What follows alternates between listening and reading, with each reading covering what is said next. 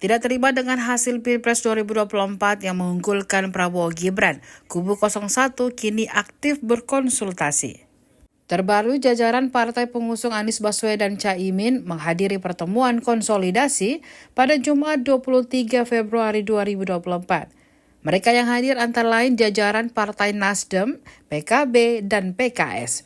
Lantas, Ketua Umum Nasdem Surya Paloh melakukan doorstop dengan sejumlah wartawan dan didampingi oleh pasangan Anies dan Caimin. Sebelum menjawab pertanyaan, Surya Paloh, Anies Baswedan, dan Caimin diminta berfoto bersama. Sejumlah awak media pun meminta agar mereka bergandengan tangan, namun Surya Paloh menolak.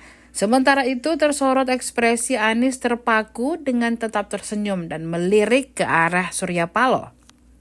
Pak, munduran Pak. Foto dulu Pak, foto dulu Pak. Foto dulu Pak, habis itu doorstop Pak. Maaf ya Pak. Bentar Pak. Tangannya Pak, gandengan Pak.